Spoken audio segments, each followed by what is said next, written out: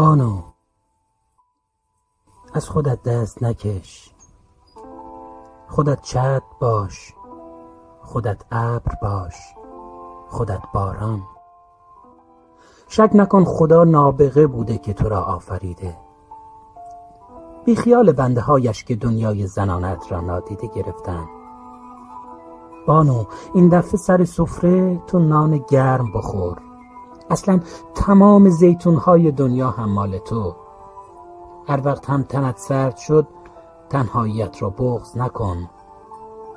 آواز کن، با صدای بلند برای گرمی دلت بخوان. دیگر هیچ وقت تنهاییت را با گریه نشان نده، حتی وقتی تنها میخوابی.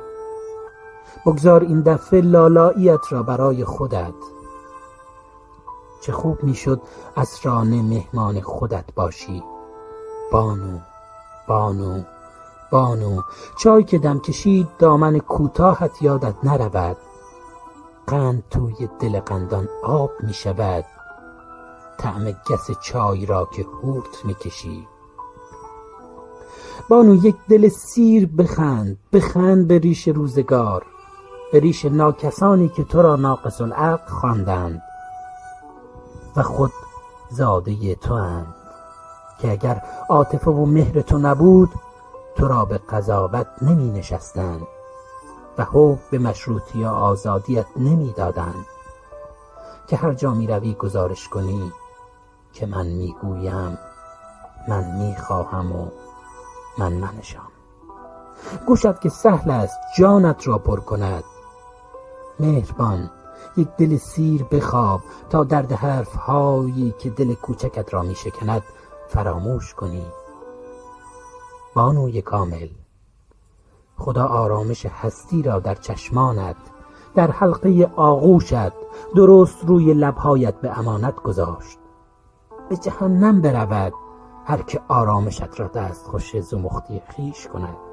به جهنم برود آن که بلندای روحت را نمی بیند ولی فرود و فراز تنت را خوب میشناسد.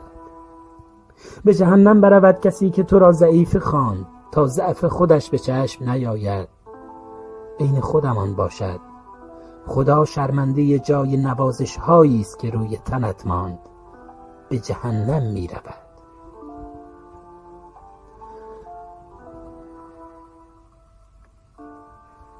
بانو، راستی حال دلت چطور است؟ چند وقت از رویا ندیده ای؟ راستی هنوز اشک می ریزی؟ قول دادی که دیگر تنهاییت را با گریه نشان ندهی. نکند هنوز منتظر شنیدن دوستت دارمی؟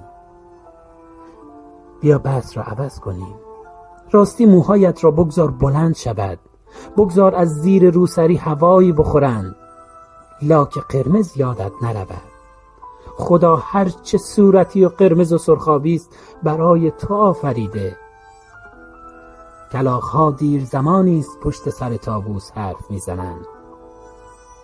اصلا بگذار یک کلاغ 40 کلاغ کنند، تو گوشواره هایت را فراموش نکنی.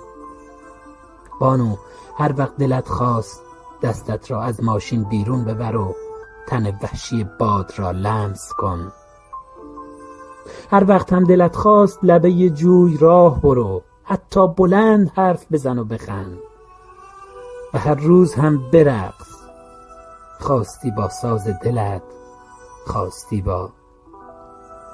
فقط یادت نرود کتاب بخوانی. بانوی کامل و زیبا، تو سلیقه خاص خدایی.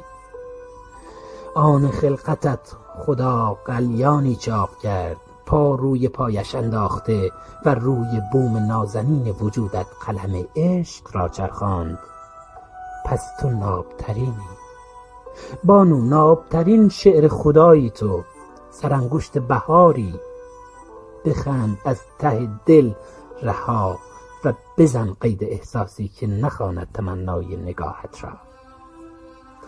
و بزن قید احساسی که نخواند تمنای نگاهت را.